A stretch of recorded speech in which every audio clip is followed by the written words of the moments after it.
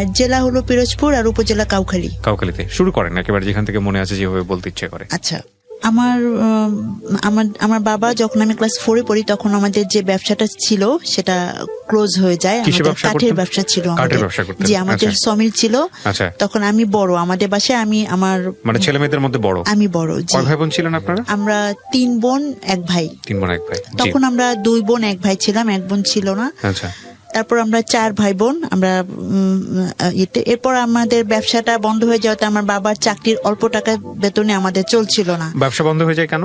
ব্যবসাটা বন্ধ হয়ে যায় পারিবারিক কারণে। আমার যৌথ ছিল, একাই করেছিল। পরে আমার বোন মানে আমার ফুপুর হাজবেন্ড আসেন, তারপর আমার চাচারা ছিলেন, এসব কারণে পারিবারিক কারণে আর কি ওটা হয়ে যান আর কি। আচ্ছা, তারপরে আমরা চিটাগং চলে যাই। কেউ জানে না আমরা কোথায় আছি। চিটাগং চলে যাই, ওখানে আমরা 1 বছর থাকি। তো ওখানে যখন আমার বাবা দেখা গেল যে চাকরিটা করতেন ওটা ঠিক মতো স্যালারি পাচ্ছিল না, তার সংসারটা চালাতে খুব কষ্ট হতো, যে জন্য আমরা আবার ঢাকায় চলে আসি। এসে আমরা খিলক্ষেতে আমরা বাসা নিই, খুব অল্প টাকা একটা বাসা। কোন ক্লাসে পড়েন? তখন আমি ক্লাস 5-এ উঠলাম। উঠে তখন আমি চলে আসছি, খিলক্ষেতে চলে আসছি। ওই বছরটা এখানে এসে প্রাইমারিতে আমি ভর্তি হই আর কি, ভর্তি করেন।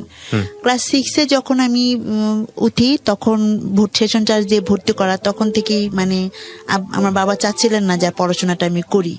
তারপরে আমাদের একটা ওষুধের ছোট করে একটা ফার্মেসি দিলেন, সেখানে আমাকে বসতে হতো। তো তার জন্য আমার বাবা চাচ্ছিলেন না যে আমি আর পড়াশোনা করি, কিছু একটা করি। আর আমার বাবা চাইতেন যে আমি ওই বয়স থেকেই মানে অন্যদের দেখে সে হতেন যে আমাকে কিছু করতে হবে। তারপর ঢাকায় এসে আমাকে এখানে ভর্তি করলাম। ক্লাস 5-এ আমি মোটামুটি করে পাস করে আসলাম। যখন ক্লাস 6-এ সেশন চার্জ দিয়ে ভর্তি হতে হবে, তখন আমার বাবা ভর্তি করতে চাচ্ছিলেন না, যে এত টাকা লাগবে, এরকম বই কিনতে হবে, এটা পারবেন না, সে এরকম বলছিলেন। তো তারপরে আমার খুব ইচ্ছা আমি পড়াশোনা করবো। আমি বললাম আমি পড়াশোনা করতে চাই, অন্তত পক্ষে এসএসসিটা তো পাস করি, আমি এটা বললাম। তখন আমাকে ভর্তি করলেন। এরপর বই কেনা, তখন আমাদের সময় 91, তখন আমার আগের বছরের মানে বই মানে যাদের 6-এ পড়তো, যখন যারা 7-এ উঠলো ওদের বই আমাকে কিনে দিলেন আর কি। এরপর যেটা হতো যে আমার বই খাতা কলম আমি কিছুই ঠিক মতো পেতাম না, এমনকি বেতনটাও আমাকে দিতে হতো যেদিন আমার পরীক্ষা সেদিন। আচ্ছা, মানে খুবই খারাপ অবস্থা যেটাকে বলে, নাজুক অবস্থা। হ্যাঁ, কিন্তু আমার যেটা মনে হল এখন আমি বুঝতে পারি আসলে আমার সামর্থ্য ছিল না, এটাও ঠিক আছে। তারপর আমার বাবার একটু অবহেলাও ছিল, মানে পড়াশোনা করে কি হবে, মেয়ে ভাবতেছিল যে মেয়েদের পড়াশোনা করে কি হবে, এটা এরকম একটা চিন্তা ছিল। তো ক্লাস 7-এ যখন উঠি তখন সে খুব গড়িমসি করছিল, বলছিলেন যে ও এর মেয়ে, তখন কত বয়স আর, তখন বলছিল যে এর মেয়ে গার্মেন্টসে চাকরি করে, ওর মেয়ে গার্মেন্টসে চাকরি করে, তো আমি কেন কিছু করছি না, এটা বলছিল।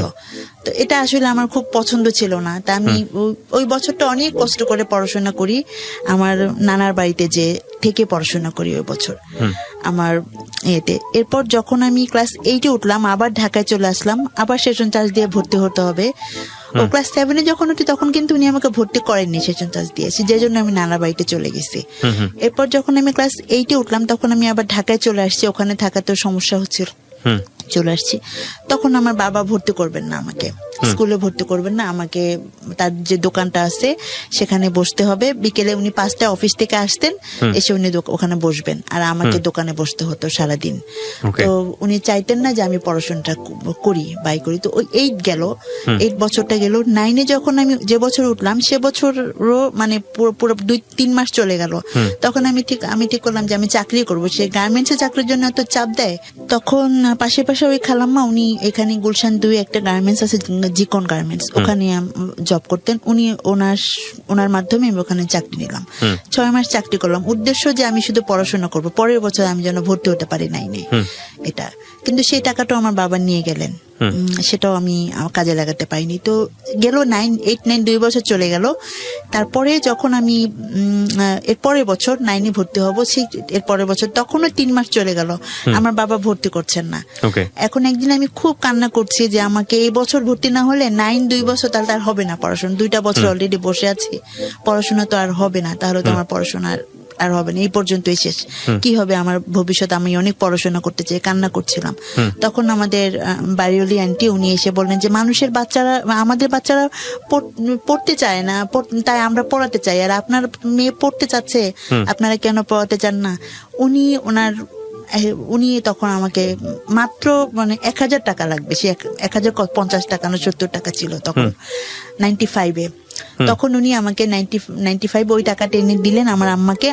এরপর আমি সেই ভর্তি হই আর আমার টিউশনি করে পড়াশোনা শুরু। তখন এই পাশের বাসায় উনি টিউশনি ঠিক করে দিলেন উনি, এই আমার টিউশনি করে পড়াশোনা শুরু। এরপর আমার 4টা টিউশনি শুরু হয় 1-2 মাসের মধ্যেই, এবং পড়াশোনা। তো আমি দেখা গেল যে টিচারের কাছে ঠিক মতো যে পড়তে হবে সেটাও আমি ম্যানেজ করতে পারতাম না। তারপরে আমার ম্যাথ ছিল, ইলেকট্রিক ছিল, তো আমি সেভাবে আমার টিচারের কাছে পড়তে পারতাম না দেখে রেজাল্ট খুব ভালো হয়নি। তো 9-10 এভাবেই আমার খুব কষ্ট করে পড়াশোনা করে চলছিল। তারপর এসএসসি পরীক্ষা দিলাম, এসএসসি পরীক্ষাতে মোটামুটি পাস করলাম। তো টিউশনি করে আমার সবকিছু চলছিল। তারপর আমি এসএসসি কমপ্লিট করলাম, কমপ্লিট করার পরে আমার তো ভর্তি হলাম, টিউশনি চলছে। তো আমি চাকরিরও চেষ্টা করছি। তা আমার বাবা বলছিলেন যে আর ম্যাট্রিক পাস করে কি চাকরি হয়? তো তখন আমার বাবা বলছিলেন তোকে দিয়ে কিছুই হবে না। এরপর যখন ইন্টার পরীক্ষা দেব তার 3 মাস আগে উনি আমাকে বললেন উনি খাওয়াতে পারবেন না, ওনার পক্ষে খাওয়ানো আমাকে সম্ভব না। তখন আমি আমাদের খিলক্ষেতে একটা ছিল এনজিওর একটা সমবায় সমিতি ছিল, সেখানে চাকরি নিলাম। এসএসসি পাশের পরে ইন্টার পরীক্ষার 3 মাস আগে একটা সমবায় সমিতি, কি করতে হতো? টাকা কালেকশন করতে হতো। আচ্ছা। আর আমি কোচিং শুরু করলাম তখন আমি কাওলাতে, আমাদের ওখানে, সেখানে আমাকে হেঁটে যেতে হতো, অনেক কষ্ট হতো ওখান খিলক্ষেত থেকে কাওলা যাওয়া, হেঁটে রোদের মধ্যে এসে আবার সেই বিকেলে অফিসে যেতে হতো। ওখানে 6টা থেকে 8টা, আবার সকাল 9টা থেকে 12টা, ওখানে আমাকে প্রতিদিন অফিস করতে হতো। আমার তখন সামনে ইন্টার পরীক্ষা, আমি ওই সময় আমার পড়ার দরকার, অথচ আমি তখন কিছু করার ছিল না। তারপর ওখানে 6 মাস চাকরি করলাম, ইন্টার পরীক্ষা দিলাম, ভালোভাবে পাস করে আসলাম, বিভিন্ন জায়গায় চাকরির চেষ্টা করি। এরপর আমি আমার একটা এনজিওতে চাকরি হয়, ওটা বুটিক শপ থাকে, বুটিকে চাকরি হয়। সেখানেও আসলে মেয়েরা তো পারিবারিক পরিবেশ ভালো না হলে সব জায়গায় চাকরি করতে পারে না। তো আমার এরপর থেকে 2000 সন থেকে 2005 সন পর্যন্ত আমার চাকরির অনেক ইন্টারভিউ দিতে থাকি, কারণ আমার যেহেতু লোক নেই, আমার জনবল নেই, আমাকে চেষ্টা করতে হয়, অনেক চেষ্টা করতে থাকি, কোথাও চাকরি হচ্ছিল না। পরিবার আমার উপর আরো খেপে যাচ্ছিল যে আমি ইচ্ছা করে বোধহয় চেষ্টা করছি না বা করছি না, কোথাও করলে হয়তো বা হলে চলে আসতে হচ্ছে, পরিবেশটা আমার ভালো লাগে না। এরকম আমার দেখা গেল যে একটা পত্রিকা অফিসে চাকরি হয়েছিল, তারপর একটা এনজিওতে চাকরি হয়েছিল, দুস্থ স্বাস্থ্য কেন্দ্র, সেখানেও আমি 5 মাস করে থাকতে পারিনি, আমাকে সিলেট ট্রান্সফার করে দিয়েছিল। তাহলে ওখানে ট্রান্সফার করে যখন দেয় তখন আমার ওই সময় একটু অনিয়ম দেখি আমার খুব খারাপ লাগছিল, যে জন্য আমাকে ট্রান্সফার করে দিছে সিলেটে। তো তখন আমি যদি সিলেটে যাই আমার গ্রাজুয়েশন ডিগ্রি পরীক্ষাটা দেয়া হবে না, যে জন্য আমি এটা ক্যান্সেল করে দিলাম। তো ডিগ্রি পরীক্ষা তখন আমার টিউশনে তো চলছেই, এর মধ্যে যখন ডিগ্রি পরীক্ষা তখন রোজার মধ্যে আমার হঠাৎ করে ফর্ম ফিল আপ, আমি 2 দিন আগে জানি যে আর 2 দিন মাত্র সময় আছে ফর্ম ফিল আপের। তখন আমি আমার বাবাকে বললাম যে আমাকে কিছু টাকা দেন, আমি ফর্ম ফিল আপটা করে ফেলি, টিউশনির টাকা পেতে, রোজা তখন টিউশনির টাকা পেতে আর কয়েকদিন দেরি হবে। Form fill up for intermediate, এটা হলো গ্রাজুয়েশন। গ্রাজুয়েশন কি একদম কি ফাইনাল ইয়ার নাকি ফাইনাল ইয়ার? হ্যাঁ, এর মধ্যে আমি একটু বলি, হ্যাঁ এর মধ্যে জব করছি না তখন, আমি এর মধ্যে ওই যে 5 মাস জব করে চলে আসছি। এর মধ্যে যেটা হলো যে আমি অর্থনীতিতে ভর্তি হয়েছিলাম তিতুমির কলেজে, কিন্তু আমাদের সময় তো প্রতি বছরে পরীক্ষা না দিলেও চলতো, আমি তো টিউশনি করে ঠিক মতো ক্লাস করতে পারতাম না। 3 বছরের পরীক্ষা একবার দিলেই হতো, 3 বছর মেয়াদি ছিল, কিন্তু ওই তখনই 4 বছর করে ফেললো, যে জন্য আমার পরীক্ষা মিস করলাম। তখন আমি অনার্স ফার্স্ট ইয়ার নিয়েছিলাম অর্থনীতি। তারপর আমি নর্মাল পাস করছে বিএসএস আমি পরীক্ষা দিলাম, প্রাইভেট পরীক্ষা দিলাম, কিছু করার ছিল না, যে বছরটা না মিস হোক এই জন্য পরীক্ষা দিলাম। তো পরীক্ষা দেবো আর কি। তো তখন আমি পরীক্ষা দেওয়ার আগ মুহূর্তে আমার বাবার কাছে বললাম যে আমার কিছু টাকা লাগবে, আমি সে ফর্ম ফিল আপ করবো। তখন আমার বাবা বললেন যে টাকা নেই। তো আমি অনেক কলেজে গেলাম, তখন বললাম যে আমার তো 2 দিনের মধ্যে আমি টাকা ম্যানেজ করতে পারছি না, আমাকে সময় দেওয়া যাবে কিনা। তো বললেন যে জাতীয় বিশ্ববিদ্যালয়ের আন্ডারে এটা আমাদের আন্ডারে না, কিছু করার নেই আমাদের। যে জন্য বাধ্য হয়েই আমি আমার মানে মিস হওয়ার মতো বছরটা পড়ছে। যে এটা তো রোজার মাস, অনেক সময় দেখা যায় অনেক কলেজ ফর্ম ফিল আপ ঈদের পরে করে। যদি তোমাকে যদি জাতীয় বিশ্ববিদ্যালয় ঈদের পরে ফর্ম ফিল আপের সুযোগ দেয়, তুমি করতে পারবা ফর্ম ফিল আপ, এটা আমাকে প্রিন্সিপাল স্যার বলে দিলেন। ঠিক আছে, আমি করলাম। তো যাই হোক, আমার ফর্ম ফিল আপটা মিস হলো। আমার বাবা সেই সময়, সে রোজার ঈদ, তখন গ্রামীণ সিম 1200 টাকা, সে গ্রামীণ সিম একটা কিনলেন 1200 টাকা দিয়ে, অথচ আমাকে ফর্ম ফিল আপের টাকাটা দিলেন না। তো যাক, ঈদের পরে আল্লাহরই হুকুম, ঈদের পরে 7 দিনের সুযোগ দিলেন জাতীয় বিশ্ববিদ্যালয়ে। তখন আমি ফর্ম ফিল আপ করলাম, আমি পরীক্ষা দিলাম। এরপর আমি চাকরির চেষ্টা করছি। এরপর আমার একটা চাকরি হলো অনেক করার পরে, ইন্টেলিজেন্ট ইমেজ ম্যানেজমেন্ট লিমিটেড, ওখানে চাকরি হলো। এখানে পরিবেশটা ভালো ছিল। আচ্ছা, ইন্টার যখন তখন আমার পরিচিত একজন আমাকে খুব, আমার মনে হতো মানে আমি তাকে পছন্দ করতাম, আমি জানতাম সেও আমাকে পছন্দ করে। তার সাথে আমার খুব ভালো সম্পর্ক ছিল। সে এখানে ঢাকাতে কোচিং করতে আসছিলেন, সেই সুবাদে তার সাথে আমার পরিচয়। তো তার সমস্যা হলে আমি তাকে হেল্প করতাম। তো আসলে আমিও তাকে খুব, মানে আমার ফ্রেন্ডদের কাছে বলতেন, আমি সেই সুবাদে বুঝতে পারলাম যে সে আমাকে পছন্দ করেন। আমিও তাকে কখনো সরাসরি বলিনি, সেও আমাকে কখনো সরাসরি বলেনি, কিন্তু বুঝতে পারতাম যে সে আমাকে পছন্দ করেন এবং আমিও তাকে পছন্দ করি, সেও সেটা বুঝতে পারতেন। তো আমরা মাঝে মাঝে ওই এয়ারপোর্টে যেতাম। এয়ারপোর্টে তখন ঘোরার মতো একটা ছিল, এখন তো নেই, যেতাম। তো আমার একটা বান্ধবী ছিল, তাকে আমরা দুজনই সবকিছু শেয়ার করতাম। আচ্ছা। তো এরপর আমি এরকম চলে, উনি ঢাকা থেকে চলে গেলেন, একটা বিশ্ববিদ্যালয়ে ভর্তি হলেন। ওনার পরে আমি জানতে পারি ওনাকে নাকি কারা বলছে, এয়ারপোর্টে যখন আমরা একদিন ঘুরতে গেছি, বলছে যে এমন একটা মেয়ের সঙ্গে তুমি ঘুরছো, তোমার ভবিষ্যৎ তুমি দেখতে এত সুন্দর একটা ছেলে, এরকম নাকি বলছে। আচ্ছা। এটা বলাতেই তখন থেকে উনি মানে কেমন যেন একটু শুরু করছে। তা আমি বুঝতে পারিনি সেটা, তখন বুঝতে পারিনি। এরপর দেখি কেমন যেন একটু অ্যাভয়েড করছে, ফ্রেন্ড সার্কেলদের সাথেও যোগাযোগ তেমন করছে না, আমার সাথেও তেমন যোগাযোগ করছে না। তারপর সবকিছু মিলিয়ে বুঝতে পারলাম যে সে আমাকে অ্যাভয়েড করতেছে, আসলে এটা হবে না। ডাইরেক্টলি কি আপনাকে এরকম বললো নাকি? হ্যাঁ, ডাইরেক্টলি বললো যেটা সম্ভব। ডাইরেক্টলি ঘটনাটা কি ছিল, কিভাবে বললো? ডাইরেক্টলি বললো যে মানে সম্ভব না, এটা তার পক্ষে কন্টিনিউ করা সম্ভব না। আচ্ছা। যাক, তারপর আমিও মানে মনে মনে খুব আমার কষ্ট পেলাম। তারপর আমি এরপর থেকে অনেক বছর আমি আর কখনো এই প্রেম ভালোবাসা নিয়ে ভাবিনি, বা ভাবছি যে না, আমার তো জীবন অনেক, আমাকে উনি বলতেন যে আমার কাছে নাকি শেখার অনেক কিছু আছে। হ্যাঁ, আমার কাছ থেকে উনি অনেক কিছু শিখছেন। উনি সবার সাথে মিশতে পারতেন না, মিশুক ছিলেন না। উনি বলছেন যে আমার কাছ থেকে নাকি উনি অনেক কিছু শিখছেন, এসব উনি বলতেন। যখন 4 বছর প্রেম করার পর ওনার সাথে আপনার ব্রেকআপটা হয়ে গেল বা ওনার সাইড থেকে অফ হয়ে গেল, তখন আপনি কি করছেন? তখন আমি ওই যে গ্রাজুয়েশন পরীক্ষার কিছুদিন আগে, এটা আপনার গ্রাজুয়েশন ফাইনালি পরীক্ষা দেওয়ার কিছুদিন আগে, বুঝে পর থেকে ওই যখন আমি 4-এ পড়ি, তখন সেই ব্যবসাটা যখন বন্ধ হয়ে যায়, এরপর সে কয়েকবার ব্যবসা চালু করছে এবং কয়েকবারই সে ব্যবসা করতে পারেনি, লস খেয়েছে। তো দেখা গেল এটা আমার উপর বেশি পড়তো, কারণ আমি তো সব পরিবারের বড়, আমাদের সবার উপরই পড়তো, আমাদের ফ্যামিলির সবার কষ্ট করতে হতো যে জন্য। তো যখন আমার 2006-এ চাকরিটা হলো, তারপর থেকে আমি পরিবারকে সাপোর্ট দিতে শুরু করলাম। তো তারপর দেখা গেল, তখন ভাবলাম যে হ্যাঁ, এখন আমি একটা জব করছি, আমি চাইতাম যে আমার এমন ভাবে বিয়ে হোক যে কেউ আমাকে ছোট করে না দেখুক, বা আমার পরিবারকে ছোট করে না দেখুক, যেন আমি নিজেই গুছাই নিজেকে আমি আমার শ্বশুর বাড়িতে যেতে পারি, যেন কেউ আমাকে না কথা শোনায়, আমার বাবা মাকে না কথা শোনায়, এটাই আমি চাইতাম সবসময়। তাহলে আমার যদি কিছু টাকা পয়সা থাকে, আমি সেভাবে একটা সাপোর্ট দিতে পারবো, ভালো হবে। যখন আমি চাকরির পরে, এরপর দেখা গেল যে ভালো মানে বিয়ের প্রস্তাবও ভালো আসছিল না, আসলেও আমার বাবা মা ভালো করে দেখে খোঁজ খবর নিয়ে যে বিয়ে দিবে সেটা করছিল না। একটা বিয়ে আসলো, ভালো করে খোঁজ নিল না, কিন্তু বিয়েটা তো দুদিনের না। আমার মধ্যে একটা কেন যেন একটা চলে আসলো। আর তার চেয়ে আরেকটা হলো, আমার মেজ বোন নিজে পছন্দ করে বিয়ে করছে, সেই হাজবেন্ডও বেশি ভালো ছিল না, নেশা করতেন। আমার আরো ভয় করতো যে একটা ছেলের ব্যাপারে সিদ্ধান্ত নিতে খুব সাবধানে নিতে হবে, যেন আমার বরটা মানে ভালো হয়, সবাই যেন বলে ভালো, সবকিছু মিলিয়ে টাকা পয়সা না থাকুক, কিন্তু যেন সুন্দরভাবে সচ্ছলভাবে চলতে পারি। যে কষ্ট, আর্থিক কষ্ট যেভাবে আমি আমার পরিবারে করছি, যেভাবে কষ্ট করে পড়াশোনা করছি, এরকম যেন না হয় আমার ভবিষ্যৎ প্রজন্ম বা ভবিষ্যৎ, এটা আমি সবসময় চাইতাম।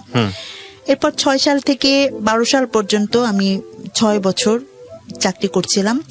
এর মধ্যে আমার বাবা মা বা আমার বিয়ের জন্য ওভাবে আসলে করেননি, এখন ট্রাই ওভাবে করেননি। দু একটা আসলেও দেখা গেল যে ওই যে খোঁজ খবর ভালো মতো নিচ্ছেন না, পারিবারিক তাদের সে নিচ্ছেন না দেখে আমার ভালো লাগছে না। যে একটা বিয়ে আসলো, তার পারিবারিক ব্যাকগ্রাউন্ডটা জানতে হবে, সেটা ভালোভাবে নিচ্ছিলেন না। আসলেই তো আর বিয়ে হয়ে যাওয়াটা করাটা ঠিক না, এসব কারণে আমার বিয়ে হচ্ছিল না। আচ্ছা। তারপর 2009 সালে আমি হঠাৎ করে একটু আমার অ্যাপেন্ডিক্স অপারেশন হলো। আর 2010 সালে এসে আমার হঠাৎ করে একটা গাইনিকার প্রবলেম শুরু হলো। আচ্ছা। গাইনিকার প্রবলেম শুরু হলো, কিন্তু কিছু ধরা পড়ছিল না। কি ধরনের প্রবলেম ছিল এটা?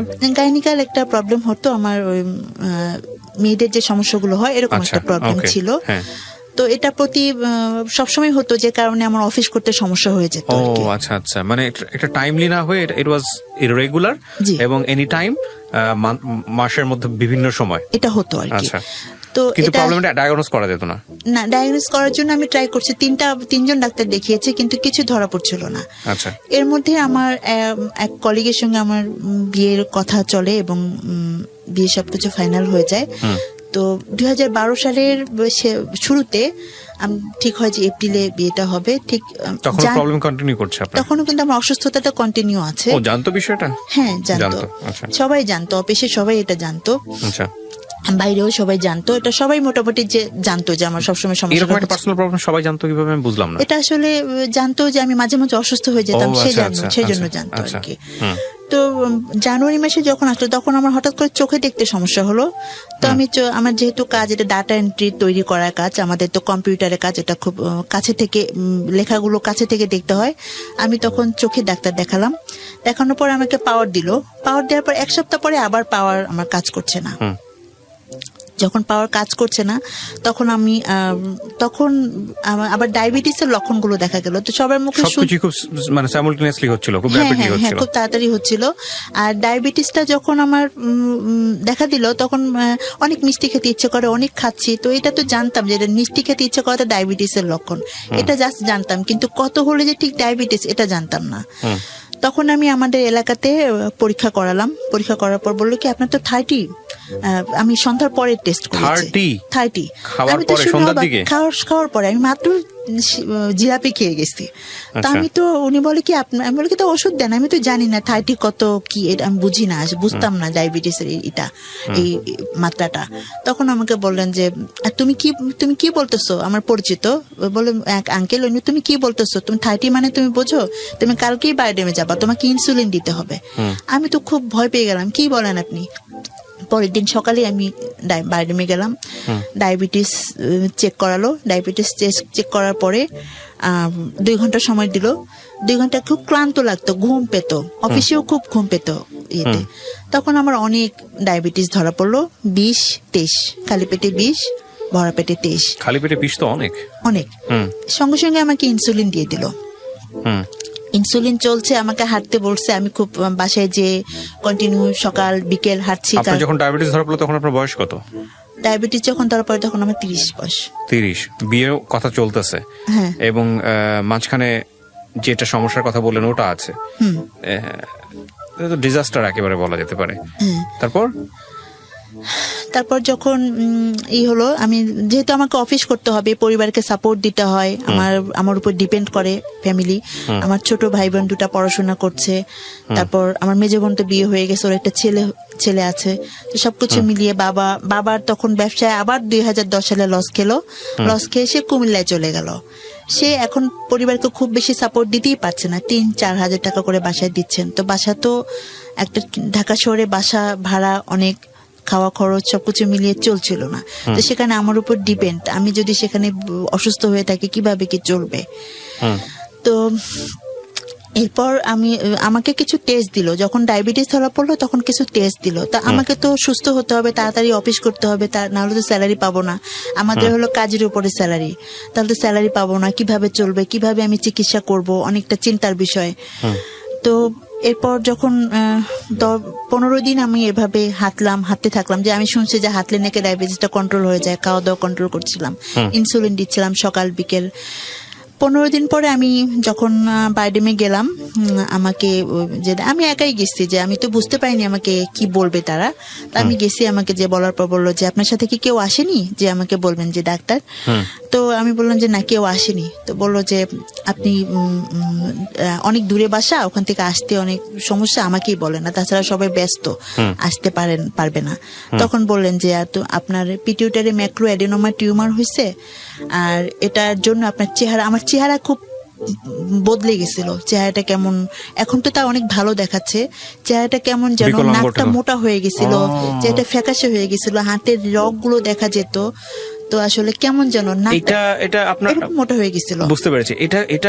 এটা কোথায়, স্থানটা কোথায় টিউমারের স্থানটা? টিউমারটা ব্রেনে, আমার পিটিউটারি ম্যাক্রোঅ্যাডেনোমা, এখানে ব্রেনে টিউমারটা। এটা সবারই থাকে, এটাই হলো মেইন গ্রন্থি যেটা পুরো সম্পূর্ণ বডিকে কন্ট্রোল করে। ও মাই গড। তো এটা কি হচ্ছিল, আপনারা ডায়াগনোজ করে ধরা পড়লো কিভাবে? আপনার কি এটা বাইরেমে যখন আমাকে ওই ডায়াবেটিস ধরা পড়লো, তখন ওরা আমার হাতের ইগুলো দেখে, আমি যে 3 জায়গায় ডাক্তার দেখিয়েছি, ওরা কিছু ধরতে পারেনি। উত্তরাতে দেখিয়েছি আমি, ওই যে কচুক্ষেত একটা আর্মি ডাক্তার, ওনাকে দেখিয়েছি, কেউ ধরতে পারেনি এই সমস্যাটা। যখন আমি বাইরেমে দেখালাম, তখনই ওরা হাতের এই রগগুলো দেখে, চেহারাটা চেঞ্জ দেখে ওরা বললো, তখনই বলে দিল যে হয়তো আপনার একটা গ্রন্থি বেড়ে গেছে, অথবা আপনার মাথায় কোনো টিউমার হয়েছে। এটা ওনারা দেখেই বলছে। আমার চেহারা দেখে, চেহারা কেমন বিদঘুটে দেখাচ্ছিল আর কি, নাকটা এমন মোটা দেখাচ্ছিল, চেহারাটা কেমন ফুলেছিল। ওরা তখন আমাকে টেস্ট করালো, ব্রেনের আমার ভিজুয়াল ফিল্ড করা, চোখের ভিজুয়াল ফিল্ড করালো, ব্রেনের একটা এক্সরে করালো। আচ্ছা, ব্রেনের একটা এক্সরে করালো, আর আর কিছু টেস্ট, ব্লাডের কিছু টেস্ট করালো। সেই টেস্টে আমার ধরা পড়লো যে আমার পিটিউটারি টিউমার। তারপর উনি বললেন যে আমার একটা এমআরআই করতে হবে, আর বললেন যে এটা এখন কোনো ব্যাপারই না, আপনি ভয় পাবেন না, বাংলাদেশে এরকম অপারেশন অ্যাভেলেবেল হয়, এখন কোনো ব্যাপার না, কিন্তু আমাদের বাইডেমে এই অপারেশন নেই, এটা বঙ্গবন্ধু মেডিকেলে যেতে হবে, আপনি ওখানে যোগাযোগ করেন। উনি রেফার লিখে দিলেন। আমি যখন বললেন, তখন আমার কাছে ব্যাপারটা অত কঠিন মনে হয়নি, কিন্তু যখন আমি বের হলাম রুম থেকে, ডাক্তারের রুম থেকে বের হল, বলি কি বললো এটা, আমি তাহলে কি আমার আয়ু এত কম, আমার ব্রেনে অপারেশন করতে হবে, আর আমি এত টাকা পাবো কোথায়? আমার মধ্যে হতাশা চলে আসলো যে আমি কিভাবে কি হবে।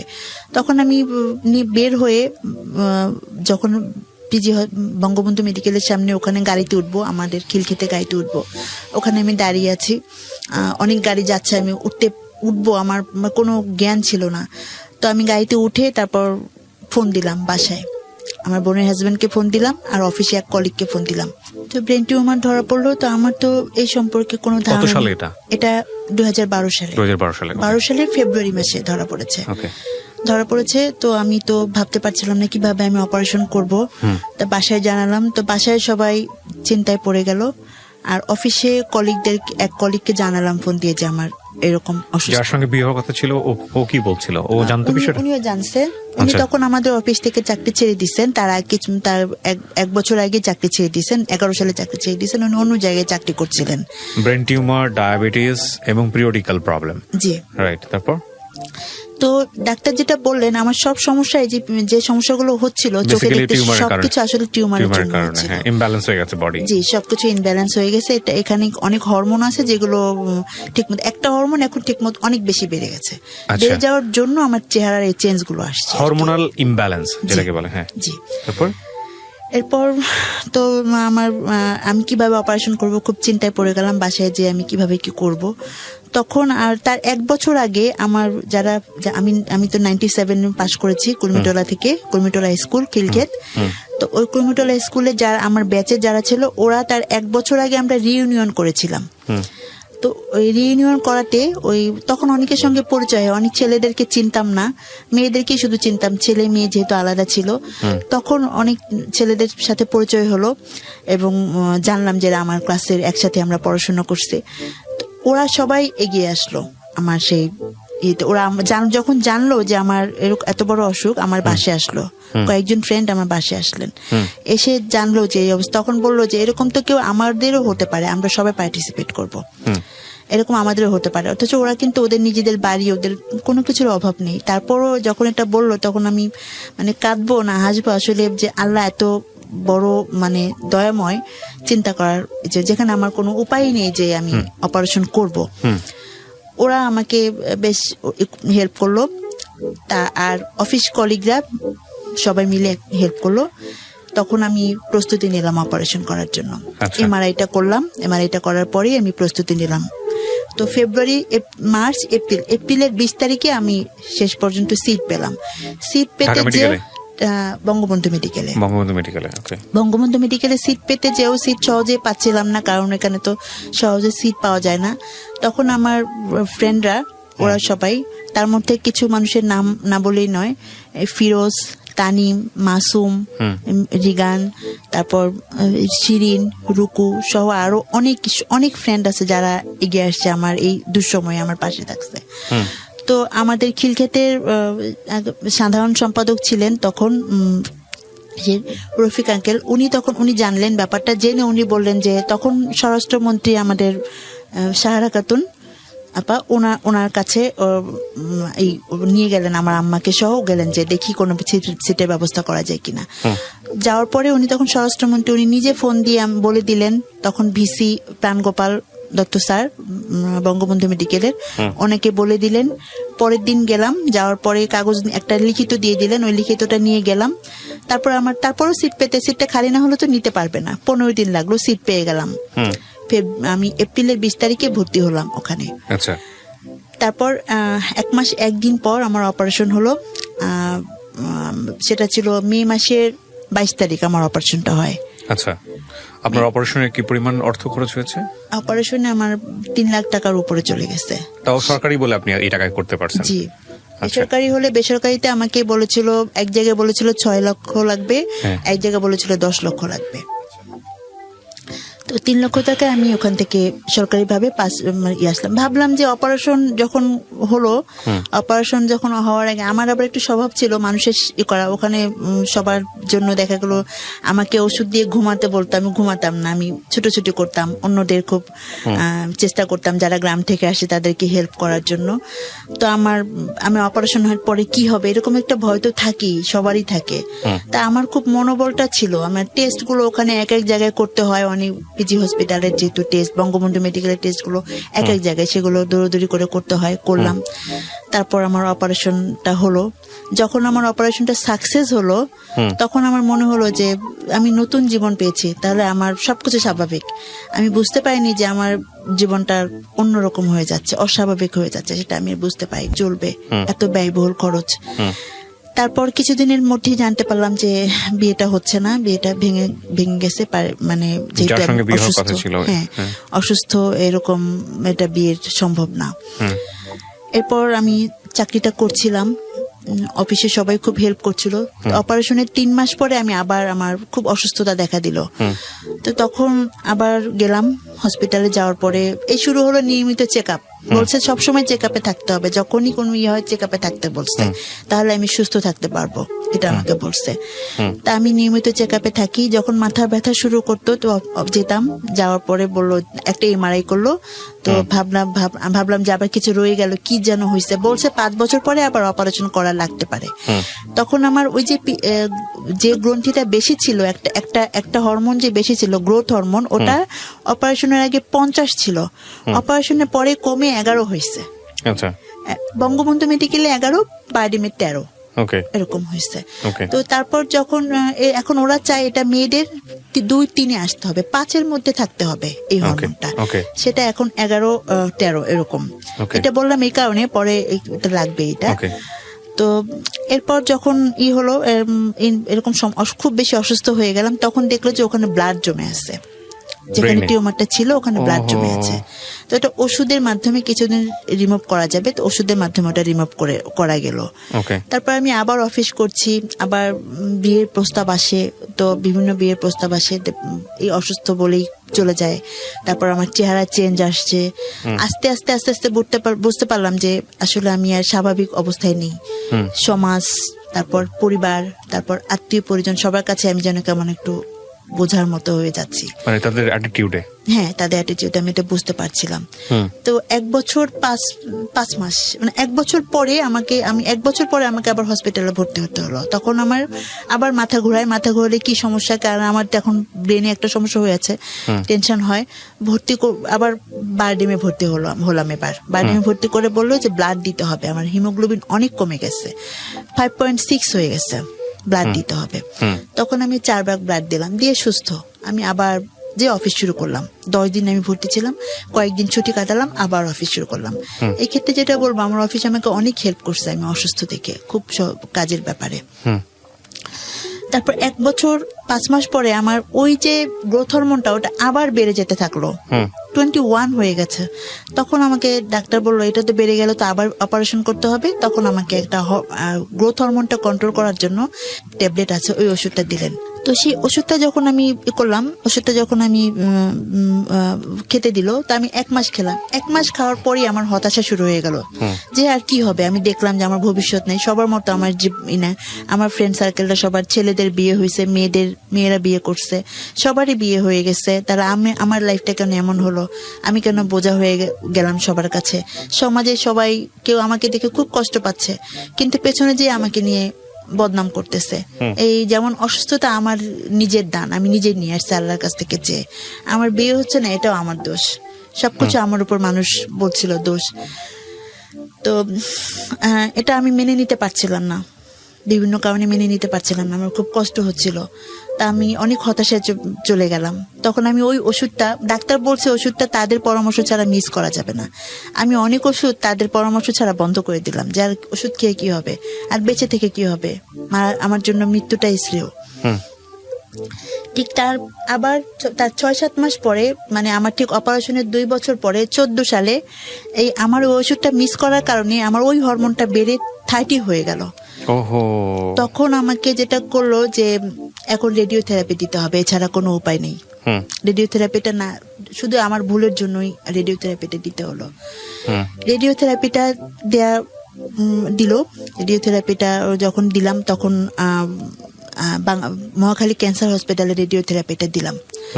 ওখানে আমি থেরাপিটা দিচ্ছিলাম, 30টা থেরাপি দিলাম। 30টা থেরাপি দেওয়ার পর তখন আমার কিছু সাইড ইফেক্ট শুরু হলো, বেশ কিছু রেডিওথেরাপির যে সাইড ইফেক্ট গুলো হয়, আমি বেশ অসুস্থ হয়ে গেলাম।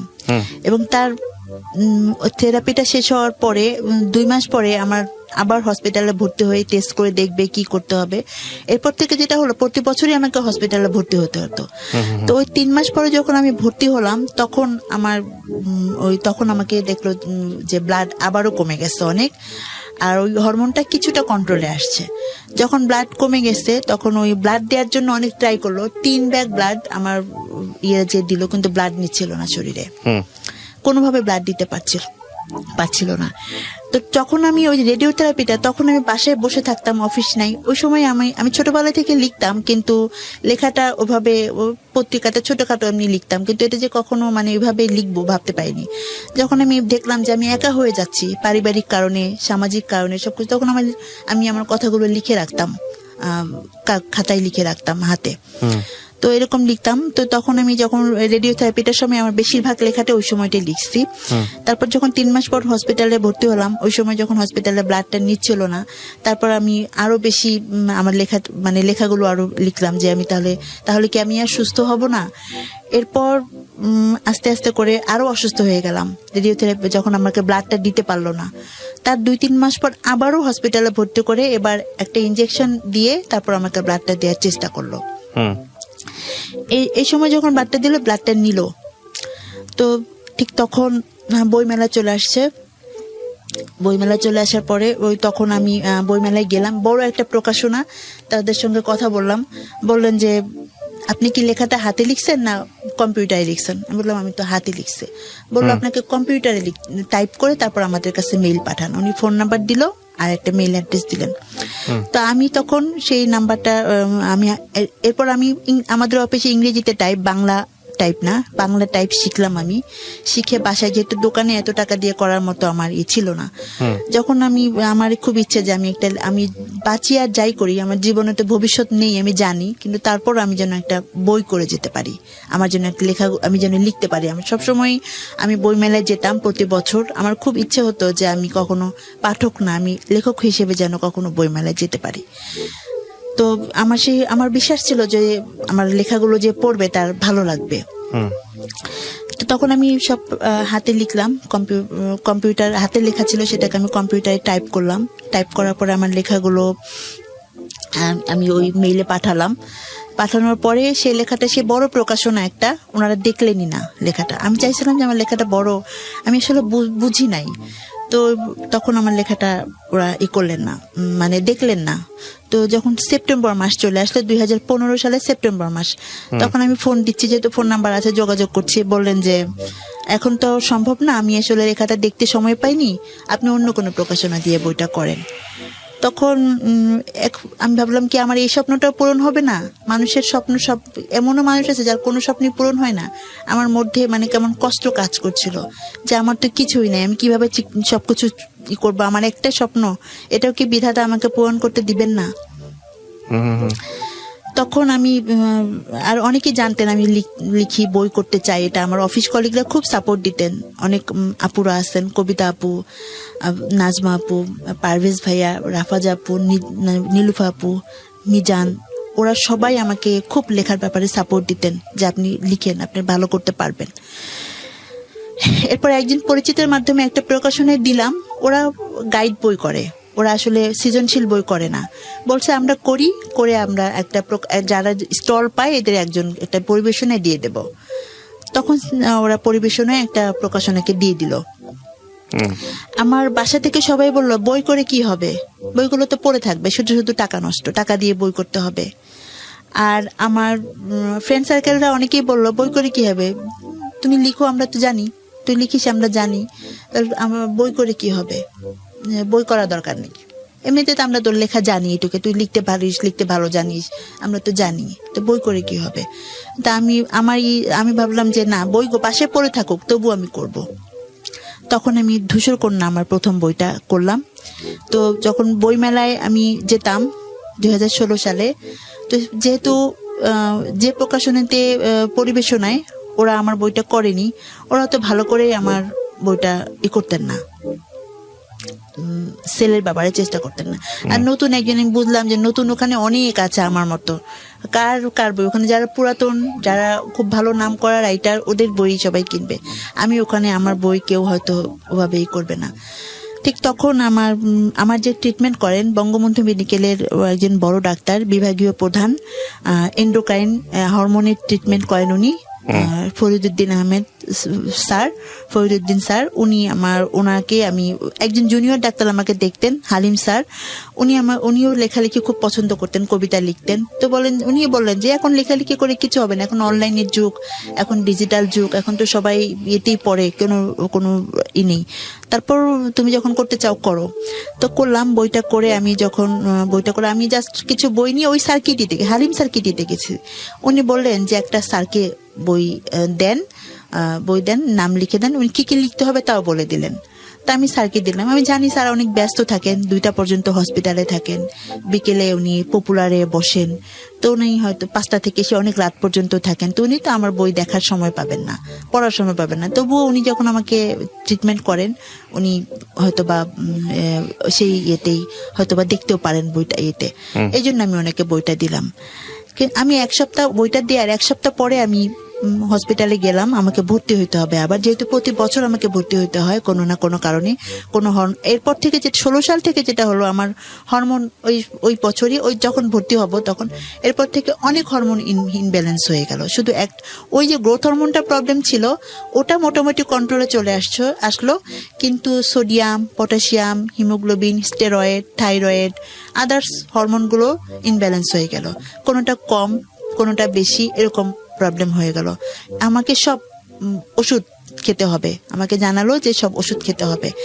তখন ওই 1 সপ্তাহ পরে আমি যখন গেলাম, তখন টেস্ট করার পরে উনি আমাকে ভর্তি হতে বললেন। ভর্তি করার পরে উনি আমাকে, ওনাদের একটা কর্নার আছে, ওখানে ডেকে অনেক জুনিয়র ডাক্তাররা ছিলেন, ওদের সামনে উনি বললেন যে এই তোমরা কি জানো ও আমাদের পেশেন্ট, এই পেশেন্ট কি একটা বই লিখেছে, সেই বইটায় যে তথ্যগুলো লিখেছে, এমআরআই করার পরে কি অবস্থা হয়, হসপিটাল জীবন কেমন হয়, আশেপাশে যেই থাকে মৃত্যুগুলো কেমন হয়, এগুলো কিন্তু আমরা অনেক কিছু জানি না। আমরা একটা পেশেন্টকে চিকিৎসা দিয়ে ছেড়ে দিই, তারপর সেই পেশেন্টের মনের অবস্থা কি হয় আমরা এটা জানি না। এই পেশেন্টটা কেমন থাকে, কি অবস্থায় থাকে আমরা কিছু জানি না, আমরা চিকিৎসা দিয়ে ছেড়ে দিই।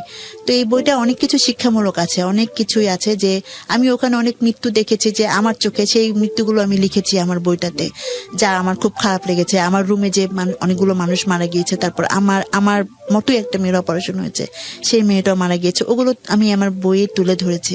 তো তখন স্যার বললেন যে ওর বইটা তোমরা সবাই পড়ে দেখবা, এখানে অনেক কিছু শিক্ষামূলক আছে, এটা সমস্ত সব ডাক্তারদের কাছেই থাকা উচিত এই বইটা। আমি তো একদম পুরাই অবাক হয়ে যাই যে উনি আমার বইটা কখন বললেন যে আমি বইটা পড়বো কখন, সময় পাচ্ছিলাম না। আমি যখন গাড়ি দিয়ে বাসায় যাই বা হসপিটাল থেকে, তখনই আমি ওর 2-3 দিন ওর বইটা পড়ে শেষ করছি। তা আমার ওর বইটা খুব ভালো লাগছে, তোমরা সবাই ওর বইটা পড়বা। উনি আমাকে ভর্তি লিখে দিলেন, আমি ভর্তি হয়ে গেলাম ডি ব্লকের 16 তলাতে, ওখানে ভর্তি হলাম। এরপর ভর্তি হওয়ার পর দেখি যে অনেক ডাক্তাররা আমাকে আসেন, আর আমার যেহেতু আমাকে সবসময় আমাকে জিজ্ঞেস করেন, আমাকে সব হিস্টোরিটা নেন, আমার এই পিটিউটারি টিউমার সম্পর্কে ওনারা করেন, অনেক তথ্য জানতে আসেন, বা এটার কি ধরনের, এটা নিয়ে অনেক গবেষণামূলক কাজ করেন। তখন ওই মুহূর্তে ঠিক আমাদের নিউরোসায়েন্স হসপিটাল আগারগাঁও আর বঙ্গবন্ধু মেডিকেল, ওরা আমার যে টিউমারটা পিটিউটারি ম্যাক্রোঅ্যাডেনোমা, এই টিউমারটা নিয়ে ওরা গবেষণা করছিলেন। তো ওইখানে আমার যে এই ফরিদ স্যার, উনি ওখানে বক্তৃতা দিয়েছেন, কথা বলেছেন, ওখানে উনি আমার কথা বলেছেন যে আমার এক পেশেন্ট এরকম এই লিখেছেন। এরপর অনেকগুলো ডাক্তার, 40-45 জন ডাক্তার একদিন আসছেন, এসে দূর থেকে আমাকে, ধূসরকন্যা ছিল তখন প্রথম খণ্ড করব ওটা ভাবিনি, তখন পরে আমি প্রথম খণ্ড করেছি। তো তখন আমি মাত্র 500 বই করেছিলাম, তা আমার অনেক বই সেল। এবারে বইমেলাতে পাওয়া যাবে আপনার ওই বইটা? এবার বইমেলাতে আমার বইটি আছে। কোথায় আছে এটা? এটা হলো অমর প্রকাশনীতে, আমার প্রথম খণ্ড, দ্বিতীয়, সবগুলো বই এখন অমর প্রকাশনীতে পাওয়া যাবে। কি নামে পাওয়া যাবে? ধূসরকন্যা প্রথম খণ্ড, ধূসরকন্যা দ্বিতীয় খণ্ড, 2টা, আর একটা প্রবন্ধ আছে, সেটা হলো ছিটমহলের দিনগুলি। এটা হলো ছিটমহল কত নম্বর স্টল মনে আছে? স্টল নাম্বারটা আমার সঠিক এখন মনে নেই। কি নাম, কি প্রকাশনী বললেন? অমর প্রকাশনী। অমর প্রকাশনী। বইমেলাতে স্টল আছে ওদের? জি জি, বইমেলাতে স্টল আছে, এটা অনেক পুরাতন প্রকাশনী। যদি কেউ সংগ্রহ করতে চান আপনারা সংগ্রহ করতে পারেন। হ্যাঁ বলেন। তারপর ধূসরকন্যা, তখন ওই বইটা আমার, যখন আমি বুঝতে পারলাম যে আমি পারবো, আমাকে দিয়েই হবে। আমাকে সবাই যে বলছে যে বই পড়ে না, এই ডিজিটাল যুগ, এটা সেটা, কিন্তু আমি তো পেরেছি। আমার বইগুলো সেল হয়ে গিয়েছে, অফিসের সবাই কিনে নিল, বললো চমৎকার বই হয়েছে। আমার মধ্যে আত্মবিশ্বাস চলে আসলো যে না, আমি পারবো। জীবনের সবকিছু, হ্যাঁ, আমার জীবন তো থেমে থাকে না কারোর জন্য, জীবন চলতেই থাকবে, এগিয়ে যাবে, যেতেই থাকবে, কি কারোর জন্য কোনো কিছু থেমে থাকবে না।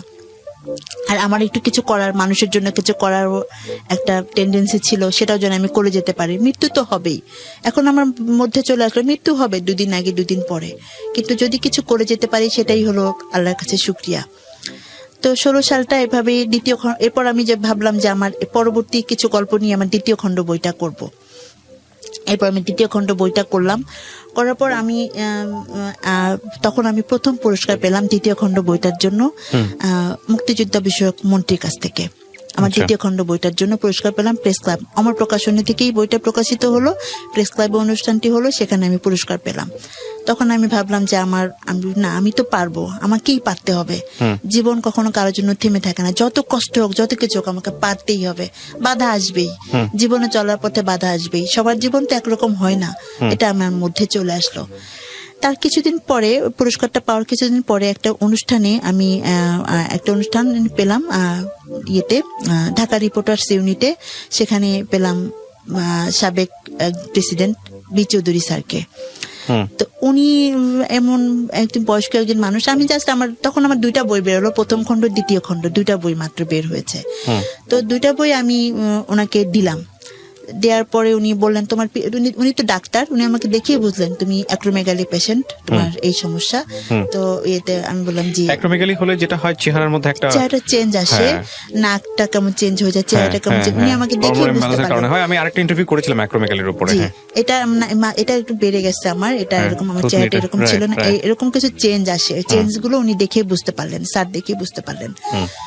তো যার পর উনি আমাকে অবাক করে দিলেন। 4 দিন পরে আমাকে ফোন দিলেন, ফোন দিয়ে বললেন যে তুমি বই দুটা খুব চমৎকার লিখেছো, শিক্ষামূলক বই হয়েছে, তুমি লিখতে থাকো। তুমি ভাবতেছো তুমি ভালো নেই এই পৃথিবীতে, তুমি দেখো তো অনেকের যাদের মাথা গোজার ঠাই নেই, অনেকের রাস্তায় হাত নেই, পা নেই, তাদের কথা চিন্তা করো, তুমি কি তাদের চেয়ে ভালো নাই?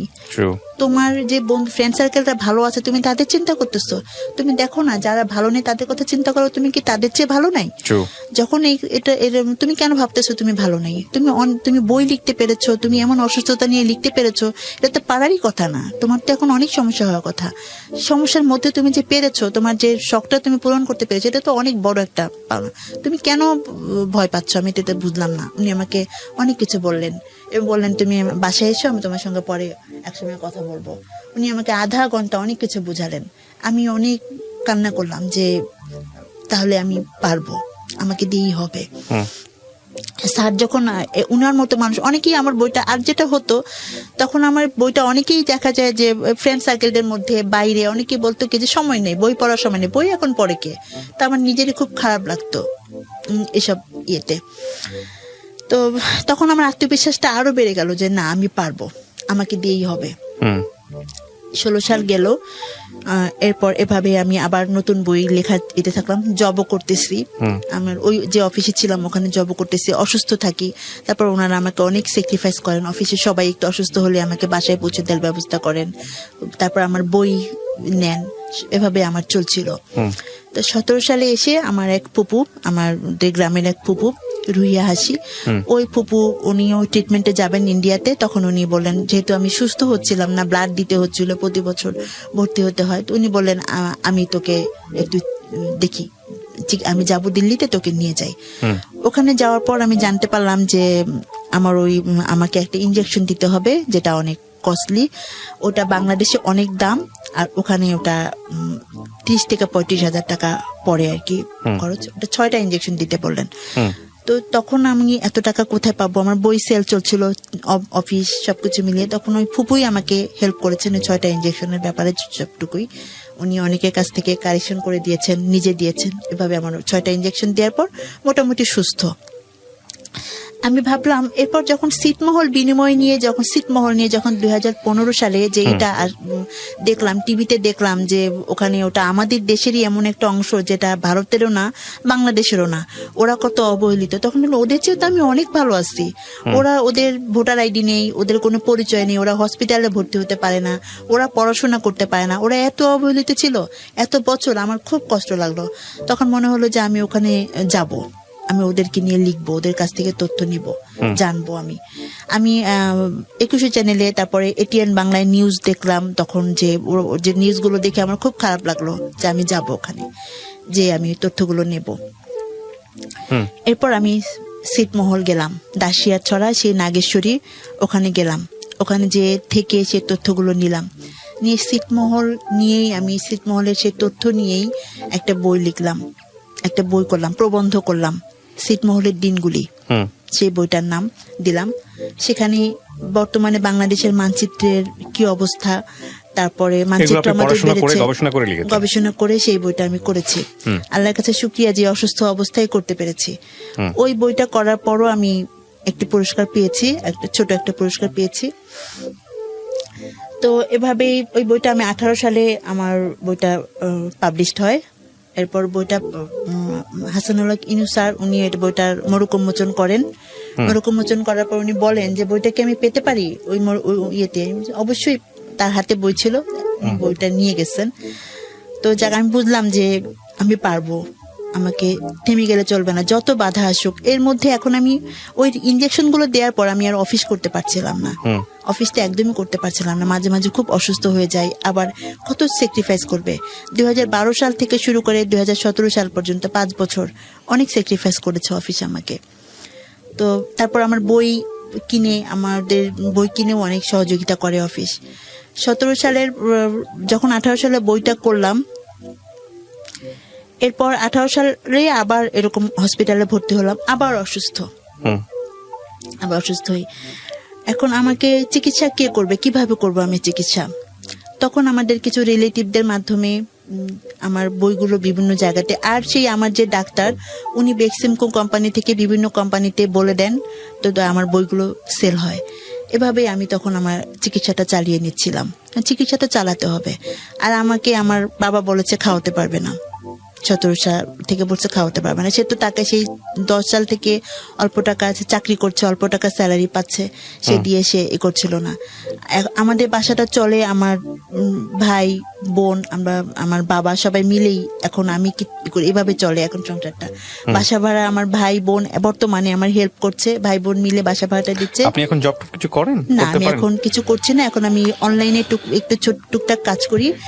আর তারপর যখন ছিটমহলের দিনগুলি বইটা করলাম, প্রবন্ধটা করলাম 18 সালে, এরপর আমি আবার 18 সালে হসপিটালে ভর্তি হতে হলো। আপনার এই গল্পটা আপনি রেডিওতে কেন বললেন? আমি চাই যে অনুপ্রেরণা হিসেবে কাজ করুক, যে মানুষের জীবন অনেক বাধা আসবে। আপনি নিজে ফ্রাস্ট্রেটেড হন না? হ্যাঁ, হই। তারপর আমি আবার নিজেকে ঠিকই আমি আমার ফ্রাস্ট্রেটেড হওয়ার পর আবার মনে হয় যে না আমি পারবো, এটা হই। এখন আর হই না। বোঝান কিভাবে নিজেকে? আমি নিজেকে বোঝাই যে না, তারপর তো এটা জীবন তো থেমে থাকবে না, চলতেই হবে। কিছু যদি করে যেতে পারি ভালো কাজ, সেটাই বা কজন পায় আজকের এই রাইট। বলেন। হ্যাঁ বলেন। আমার মতো করে আমি যেভাবে ভাবছি সমাজকে নিয়ে, সেটা একটা সুস্থ মানুষ নাও ভাবতে পারে। আমি অসুস্থ নিয়ে যেটা করতে পারছি, একটা সুস্থ মানুষ সেটা নাও করতে পারে। তারপর তো আমি এখন প্রতি বছর যদি একটা বই করতে পারি, সেটাই বা কম কিসের? এটাও তো আমার জীবনে একটা বড় পাওয়া। গল্পটা আমি যখন শুনছিলাম, আমি বিভিন্ন রকমের কাজ করতে করতে সাধারণত গল্প শুনি। এটা আমার একটা সিক্রেট আমি আজকে বলি। আপনি দেখছিলেন আমি মোবাইল টিপছিলাম। জি। এটা আমি খুব সচেতন ভাবেই করি। কেন করি জানেন? তার কারণটা হচ্ছে, আমি যখন রেডিওতে গল্পটা শোনাবো দর্শকদের বা শ্রোতাদের, ওরাও আমার মতো মোবাইল টিপতে শুনবে, কিংবা ওরা অন্য কাজ করতে করতে শুনবে। খুব অ্যাটেন্টিভ লিসনার যারা আছে তারা একদম খুব মনোযোগ দিয়ে শুনবে, সবকিছু কাজ ফেলে রেখে। কিন্তু আপনার গল্পের শক্তিটাই হলো আমাকে মোবাইল থেকে সরিয়ে নিয়ে আপনার গল্পটা শোনানো। এটা যদি আপনার গল্পের মধ্যে কিংবা যিনি গল্প বলছেন তার মধ্যে যদি থাকে, তাহলে আমি মনে করি আমাকে যদি অ্যাটেনশনটা নিতে পারে, আমার দর্শকদের বা শ্রোতাদেরও অ্যাটেনশন নিতে পারবে। সেই অর্থে আপনারা যখন গল্প বলেন, আমি বিভিন্ন রকমের কাজ করি, মোবাইল টিপি, এটা করি ওটা করি, কনসেন্ট্রেশন আমি দেই না। মানে একজন শ্রোতা যেভাবে করবে আমি ঠিক সেভাবেই করি। এবং সেই জায়গাটা যখন দেখি যে আমার মোবাইলেতেই কনসেন্ট্রেশন থাকতেছে না, আমার কনসেন্ট্রেশন যিনি বলছেন তার দিকে চলে যাচ্ছে, তারপর আমি ধরে নিই যে না, এটা খুবই ইম্পর্টেন্ট একটা গল্প। সেদিক থেকে আপনার গল্প প্রাথমিকভাবে পাস। দ্বিতীয়ত, এই গল্প আমার জন্য নতুন না। এই ধরনের গল্পগুলো আমি রেডিওতে সবসময় প্রচার করেছি। আমি শুনেছি মানুষের কথা, প্রচুর শুনেছি, প্রচুর প্রচারও করেছি। কিন্তু যদি আপনার না পাওয়াটাকে আমি বড় করে দেখি, যে এই সংসার জীবন তো হলোই না, এক অর্থে স্বপ্ন ছিল। একজন মানুষকে ভালোবেসেছিলেন, সে চলে গেল চেহারার কারণে। পরের জনকে ভালোবাসলেন বা সম্ভাবনা তৈরি হয়েছিল, একটা স্বপ্ন দেখেছিলেন, সে চলে গেল শারীরিক অসুস্থতার কারণে। তারও আগে আপনার লেখাপড়াময় জীবন, সেই জীবনে আপনার ফ্যামিলি আপনাকে সাপোর্ট করতে চায়নি পড়াশোনা করার ব্যাপারে, কিন্তু আপনি নিজের মতো করে করেছেন। তারপরে যদি আমি আসি, সেটা হলো আপনার অসুখের জীবন, এবং সেখানে আপনি ব্রেন টিউমার থেকে শুরু করে কত কি আপনি নিজের মতো করে মানুষের কাছে হাত পেতে হোক, যেভাবে হোক না কেন, আপনি ট্রিটমেন্ট করিয়েছেন এবং আপনি এখনো সার্ভাইভ করছেন, ফাইট করছেন। আপনার এই গল্পটা ইতিহাসের পাতায় লেখা থাকবে না, কিন্তু আপনার মতো অসংখ্য নারী বাংলাদেশে আছেন যারা নিজের জায়গাটা থেকে নিজেকে স্টাবলিশ করার জন্য, নিজেকে টিকিয়ে রাখার জন্য প্রতি মুহূর্তেই ফাইট করছেন। আমি জানি আপনি যখন 10 জন অচেনা মানুষের কাছে যাবেন, এই আপনার ফার্স্ট কোয়েশ্চেন থাকবে আপনি বিয়ে করেছেন কিনা। এটা নিশ্চয়ই আপনাকে ফেস করতে হয়। বাচ্চা কাচ্চা আছে কিনা ফেস করতে হয়। এবং আপনি যে গল্পটা আজকে 1 ঘন্টা সময় নিয়ে বললেন, 1 ঘন্টা ধরে তো আপনি তাকে বোঝাতে পারবেন না যে আপনি কেন বিয়ে করতে পারেননি।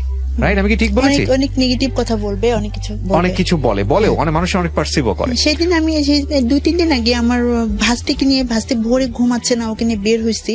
তো আমাদের সামনের বাসায় বলছে যে কি বলার পরে কিছু কথার পরে বললো যে কি ভাস্তি। আমি বললাম যে ভাস্তিটা তো আমাকে খুব পছন্দ করে, এই জন্য আমাকে নাম ধরে ডাকে। বলে কি যে ইয়েতে বিয়ে হয় নাই, কি করবে, ভাস্তি কি আদর করে। মানে এই যে ধুমধাম করে কমেন্টস করা, আমরা আমি এই কথাগুলো এই কারণে বলছি প্রিয় দর্শক এবং শ্রোতা, দুটো অ্যাঙ্গেল আছে আজকের এই গল্পে। একটা হচ্ছে যে একজন মানুষ আসলে, আপনি যদি সৃষ্টিকর্তাকে বিশ্বাস করেন তাহলে প্রত্যেকটা মানুষকে আল্লাহ সৃষ্টি করেছেন তার ইবাদতের জন্য, এবং প্রত্যেকটা মানুষকেই তিনি বিশেষ কিছু গুণাগুণ দিয়ে পৃথিবীতে পাঠিয়েছেন। সেই গুণ আমি আপনি হয়তো খালি চোখে দেখতে পাই না। এই মানুষটা যখন রাস্তা দিয়ে হেঁটে যাবেন, আপনি তাকে অসম্ভব অসাধারণ ভালো মানুষ হিসেবে বা আলাদাভাবে আইডেন্টিফাই করার মতো মানুষ হিসেবে তাকে আইডেন্টিফাই করবেন না, কিন্তু তার যে জীবনের গল্প, তার বয়স রাইট নাও 38, এই 38 বছরে তার যে যুদ্ধ এবং ত্যাগ, সেটা যদি আপনি জানেন, আপনার নিশ্চয়ই শ্রদ্ধা করতে ইচ্ছা করবে। তো আমি এই কথাগুলো এই কারণে বললাম যে আপনার আশেপাশে যে মানুষগুলোকে আপনি দেখেন, এই মানুষগুলোর প্রত্যেকটা মানুষের মধ্যেই এরকম কোনো না কোনো গল্প লুকিয়ে আছে, কোনো ত্যাগ, নিজের না পারা, নিজেকে উতরে যাওয়া। সো এই মানুষগুলোকে আমরা যেন কখনো ইররেসপেক্ট না করি বা ইররেসপেক্টের জায়গাতে কখনো না ফেলি। আর মানুষকে বিব্রত করতে হয় এরকম কোনো প্রশ্ন যাতে আমরা কখনো না করি, বা যদি আপনার জানার ইচ্ছাটা খুব থাকে তাহলে এমন কৌশলে যাতে করি যাতে করে সে ডিসহার্টেড না হয়। আমি অবশ্যই আপনাকে স্যালুট জানাই যে আপনি নিজের যে জায়গাটা তৈরি করেছেন, নিজেকে যেটা নিজে বুঝ দিয়েছেন, আপনি অবশ্যই একজন সেদিক থেকে উতরে যাওয়া একজন মানুষ, এবং আপনার কাছ থেকে অনেক কিছু আমাদের শেখার আছে। কখনোই হারবেন না।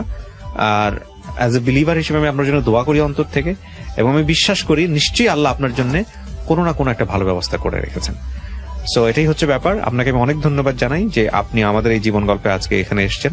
ঘন্টাখানেক সময় আমি খুব মন্ত্রমুগ্ধের মতো শুনলাম, এবং আমি মনে করি আজকের এই গল্পটা প্রচার করবার পরে অনেক মেয়ে আছেন, অনেক নারীরা আছেন যারা নীরবে নিভৃতে মুখ লুকিয়ে কাঁদেন নিজের দুঃখের কথা ভেবে, তারা অন্তত আপনার এই গল্পটা শোনার পর নিজেকে হালকা মনে করবে। অনেক ধন্যবাদ আপনাকে।